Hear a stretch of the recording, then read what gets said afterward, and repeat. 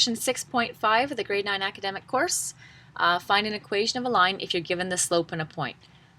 And really all I'm saying, the goal for today is just solve more problems related to slope of a line. There's just a bunch of different ways we can do it, and at the end of the chapter you'll probably have them all muddled up in your head, and that's okay. I mean, as long as you sort of know, you see any question, it doesn't matter what section of the textbook comes by, it's that you have a strategy, of a tool to solve it.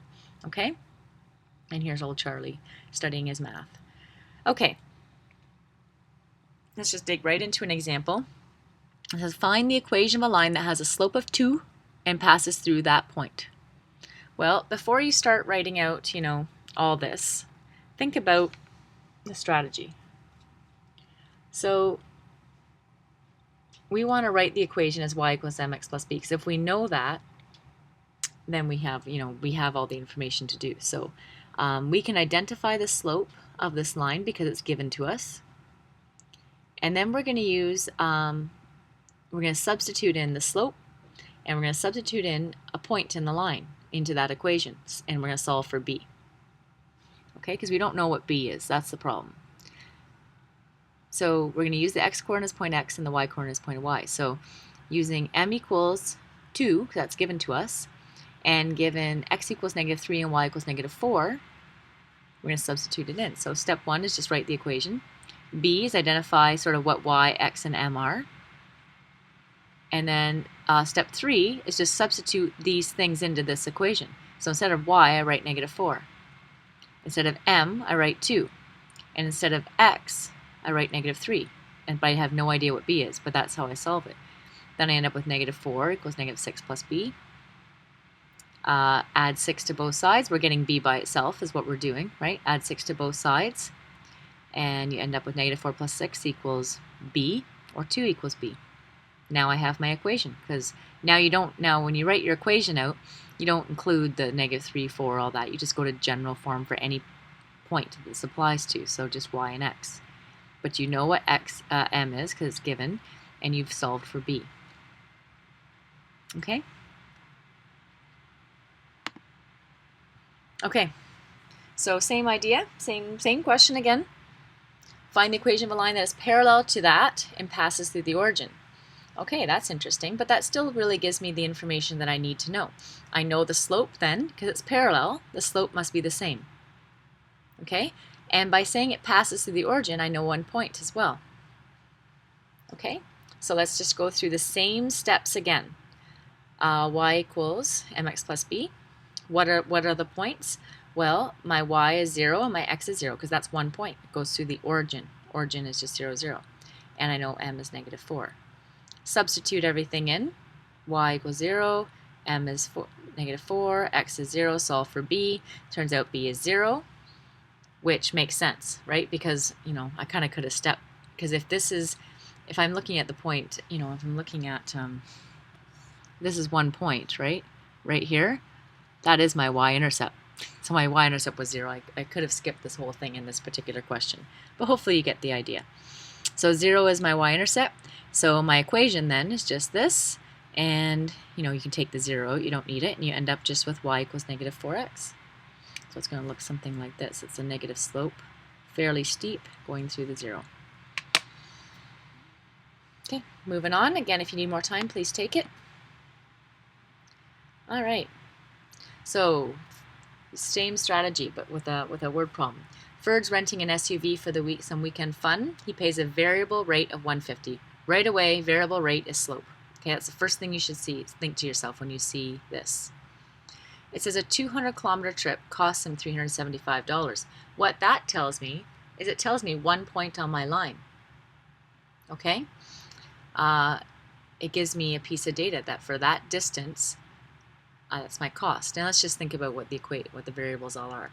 So if I say C is cost and D is distance, well, the cost is dependent on distance. So it makes sense that that's going to be my y, and D, distance, is going to be my x. Okay.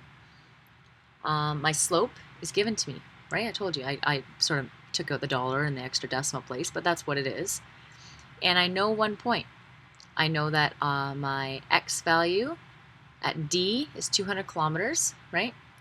My cost, which is my y, is 375, right? So this is x and this is y.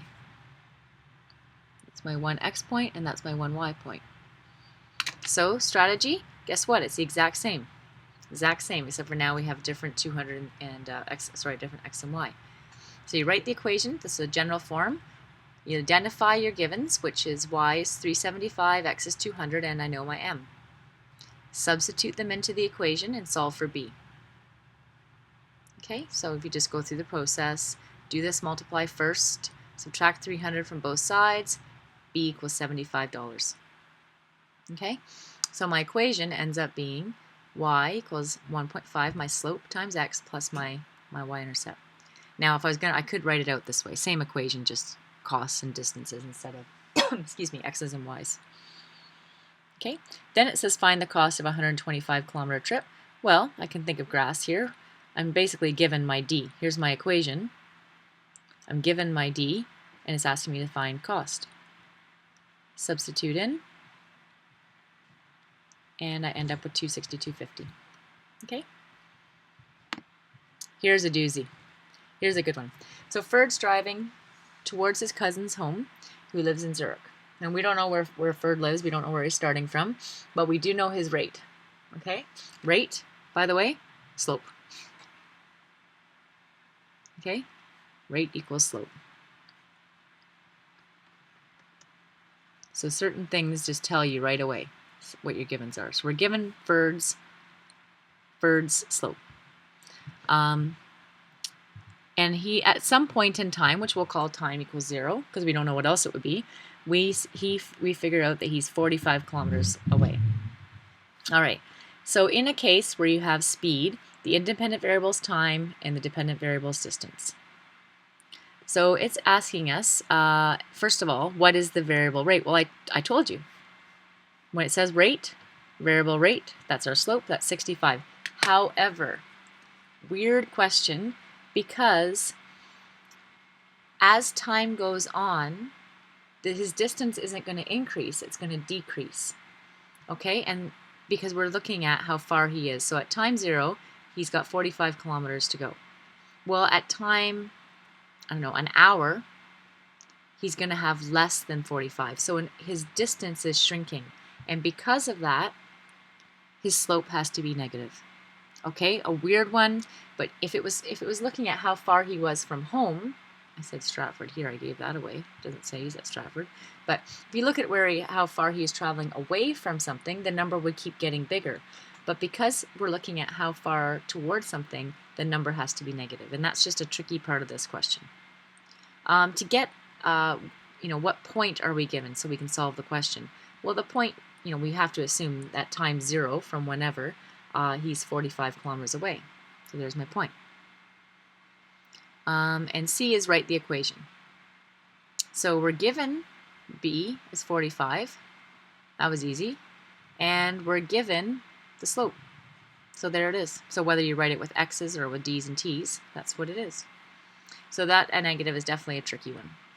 But it's sort of an interesting, I think hopefully it makes sense to ask if you're not sure. Okay, that's it for this one. So again, any questions, let me know tomorrow, especially if you're not sure about that negative sign or anything else, and we'll talk about it tomorrow in class.